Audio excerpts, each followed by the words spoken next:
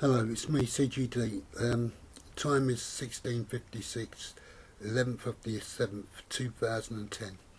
I was trying to get up to Brixton Prison to do more investigations on these conspiracies to murder, joint enterprises to murder, um, and the investigation that I can't get the police to do on my behalf. It's occurred to me a while back. There was a meeting between myself and some members of the healthcare that are responsible in part for where I'm staying. But at that meeting, FTAC were there, and because of how these computer systems and satellite systems, database systems, when I was looking at the FTAC officers, one male, one female, one was a forensics, I assume psychiatrist, but I don't know for sure, cannot confirm, were there. But that information is now on the databases and the hard drives of the computers that HMP Brixton Prison and its prison officers use. That isn't the first occasion. There's also another situation where the issue of perimeters came up, and from and Brixton Prison and its prison officers were putting a complaint against me on the basis of the perimeter system.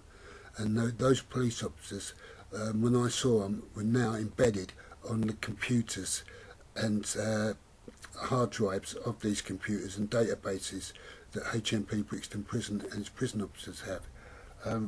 It is the intent of HMP Brixton Prison and its prison officers to conspire against FTAC by having all this information about them, their professional careers, their private lives, their addresses, what ranks they are, where they're situated, what they actually do, what their roles are.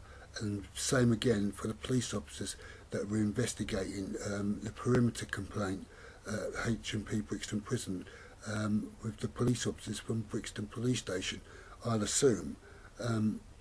But this is not the first occasion. This goes back right through my whole life. There was an investigating officer called Bunny, I can't remember what rank he was, who had investigated a former family member of mine, and that same officer came after me allegedly with an undercover operative of theirs. It didn't pan out in their favour, and there was never any charges brought, even though I was being investigated. The investigation was a crock in a nutshell. I wasn't doing anything. There was nothing there. It was a pointless exercise. It was just an excuse to get in and have a nosy around, really. But I fobbed the officer off, and that I believed was an officer, and saying, I don't know what you're talking about, I don't do anything like that. I just live here, mind your own business, basically, and left it at that. But this pertains back to my school days as well, when I used to get into mischief, and police officers, you know what they're like. When you're a kid, they give you a little arse whipping, verbal arse whipping, saying, shape up, stop messing about. And this continued right through my adolescence. These prison officers at Brixton Prison have got the names, addresses of every police officer, nationally and internationally, private details about the lot, any law enforcement for that matter. But they want this diverted down to a minimum, and they're trying to manipulate and let's just say supply false information in the belief that they can get it sectioned down as much as possible as a conspiracy and joint enterprises go.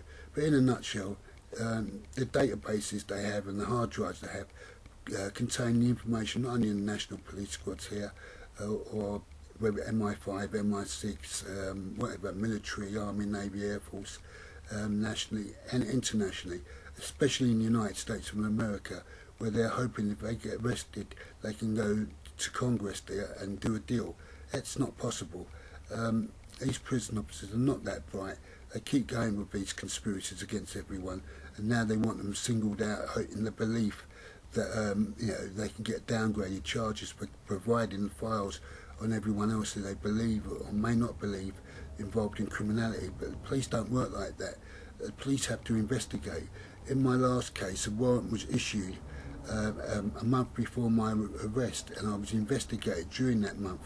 The prison officers of HMP Brixton Prison are unhappy about that because they believe there was some impropriety on the day of the arrest. If the police were investigating, why didn't they do anything about it? Why do Brixton Prison and its prison officers, past, present and future, feel the necessity to provide false information, fabricated information, information that was extracted under duress by what I call the new waterboarding technique, which is a form of physical torture applied by satellites, computers, programs, softwares, and the information then is extracted from my mind and added to databases all over the place.